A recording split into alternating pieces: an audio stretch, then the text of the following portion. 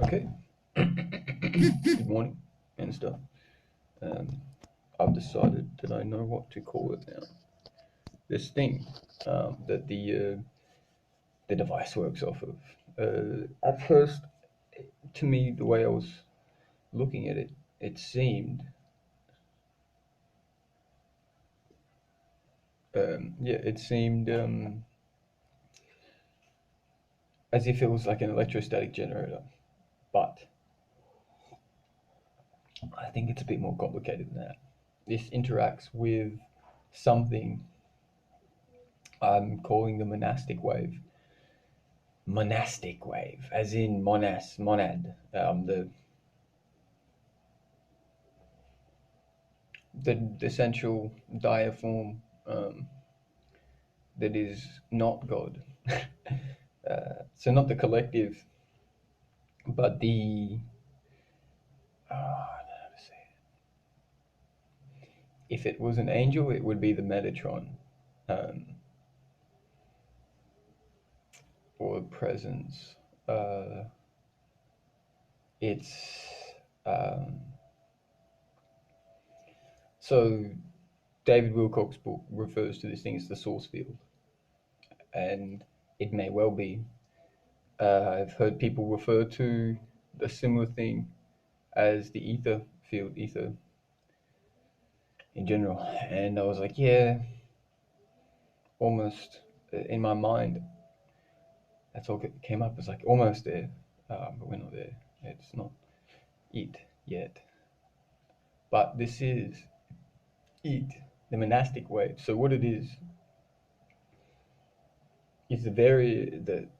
all matter is variance, various geometries arranging particles, chemicals, um, various things being arranged in certain ways by an underlying vibration that then make up new substances, new chemicals, gases, types of matter.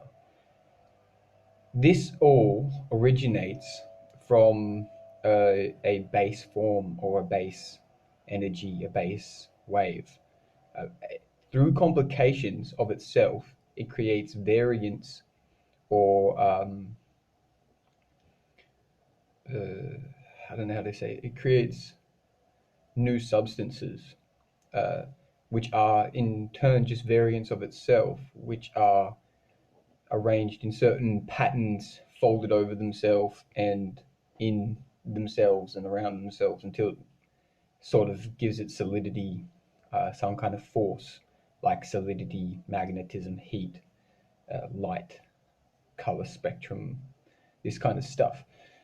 And I believe that this source field, the monastic wave, the and I think it's a wave now. In the beginning, I thought it would be some that everything would be particles or some liquid like substance, like a water. They say primordial waters in the beginning. It was like the the waters rippled or whatever, as they say. And like so, I figured ether would be in a way similar to the way we perceive water. As there is a world underneath the waves, we are underneath these waves in a way. The universe is filled with this current ether, but there's something behind that, something that moves the source energy, and I call this the monastic wave. So not the energy that's being shaped that makes matter and other forms of energy, but rather the vibration that creates those states, the thing that holds things into solidity, shapes things from energy into matter, from matter into energy, that creates all movement in the universe, that creates all motion, heat, light, solidity, uh, everything. The change of state in matter, even, is observable by the change of vibrational rate or the change of energy being applied to the matter, changing its structure, its geometric resonance, its shape, and it's like somatics, except instead of a sound being played that makes this matter take this shape, it's a different type of vibration, very much like a sound we will perceive as heat. So like with water, you boil water, it becomes steam. The molecules change shape, they spread apart. When you freeze water, it becomes a solid, it becomes ice. They cluster, they start moving slower. Or is it they spread apart and they start moving slower? I can't remember. Either way, the particles speed up and slow down. Speed up and slow down depending on the amount of energy applied to the matter, the amount of energy applied, or the vibrational wave, or whatever. The state changes according to this. And you see with somatics and basic physics that the universe observably has an underlying principle that everything is this thing and this thing, the is and the is not. And the is just is, and it is shaped by the is not. And the is, through its complications and understanding of itself, becomes more aware and understood and understanding. But it is still shaped by this is not. The monastic wave is consciousness, central consciousness. So what we would call the mind of God, like Einstein was talking about, this is the monastic wave. The body of God is observable. The body of the universe, the structure of all things, the movements that are existence, reality. But the mind of the universe, the mind of existence and matter, is not observable. Just like the mind itself is not observable. Unless I speak, you can't actually know what's on my mind. Even if you could see into my mind, all you would see is like a billion passing thoughts. None of them would actually be a thought that I have maybe decided upon yet. And therefore I have not spoken it. So looking into my mind would be pointless. So you can't know a mind other than seeing reflections of a mind. And it's the same with the universe. This is a body. It has a mind that moves it. And it's hard to know a mind other than through the reflections of the mind that come through the body, unless you understand that this body, unlike our bodies, is a central thing. So it comes in and of itself, possibly from the same mind that moves it, which is interesting because it shows that everything in this space has within itself, and in the billions of particles that make up itself, in each particle has the seeds for another entire new universe.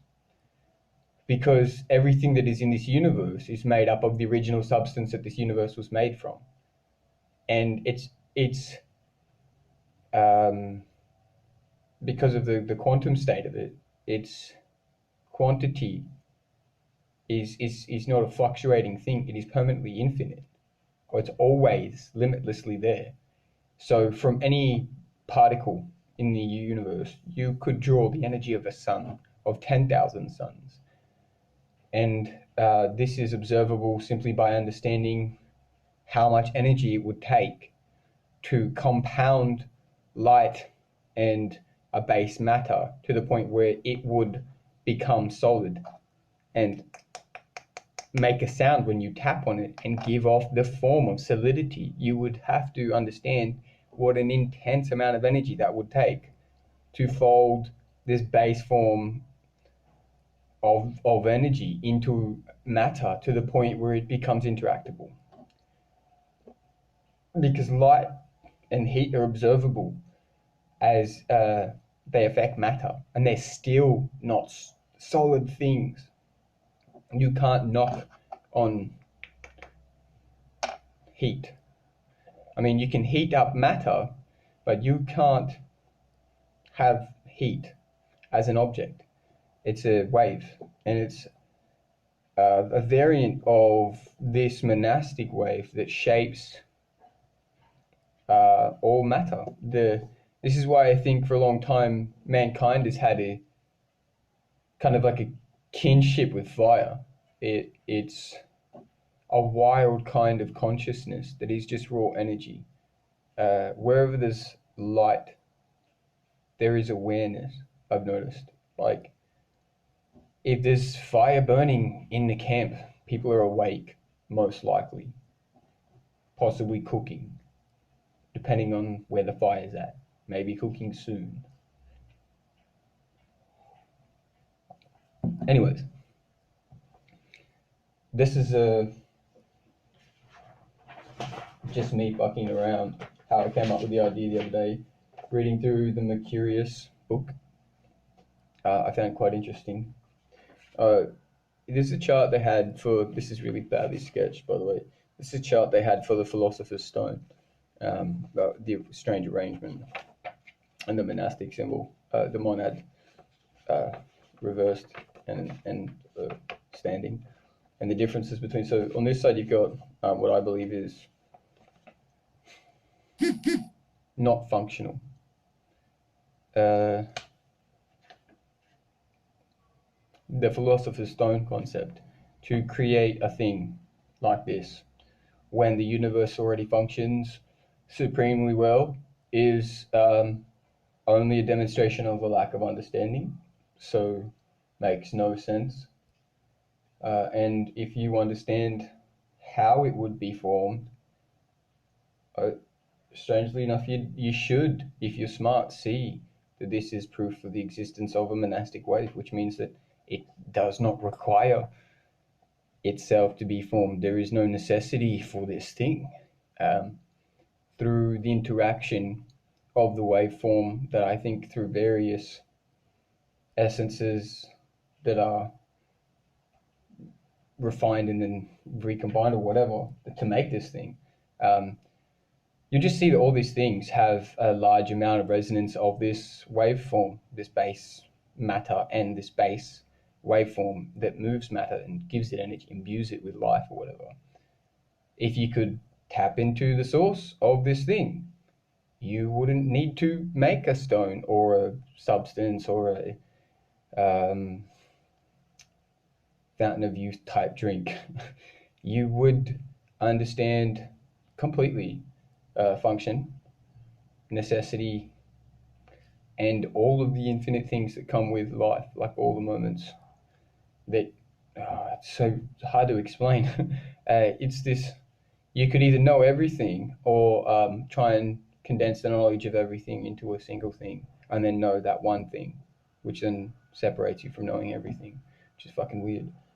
Because it makes it, the whole effort becomes moot. Once you do it, you're like, oh, well, that was pointless.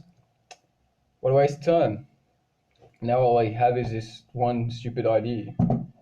It's like, what the fuck? Why? Yeah, it doesn't make sense.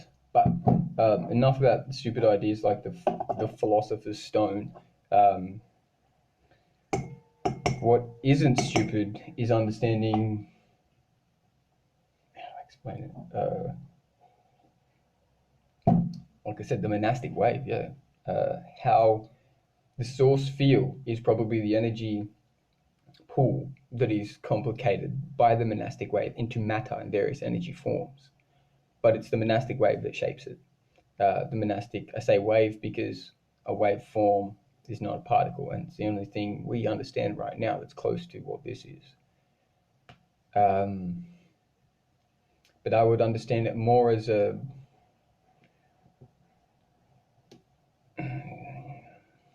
hard to say, tonal resonance key thing, like pianos. When you tap the key, a wire hums, and that makes a sound, right? And then we hear the sound and the effect of the sound in the room. The effect of the sound in the room, in essence, is our universe. This is the sound, and the effect of the sound in the room, the motion of the planets, stars, existence, all this stuff. But the vibration, we say, is existence. But truly, existence must be whatever is tapping this key that makes that chord hum, that makes that sound. And it seems that a lot of people don't want to look that far or that deep into it because it means a lot more for us than we realize right now. That somewhere out in the universe, we're this close to being like really smart goldfish, tapping back on the glass, going, hello, yeah, we're alive in here and awake, so can you get us out? Yeah, but that's it. The monastic wave. There it is.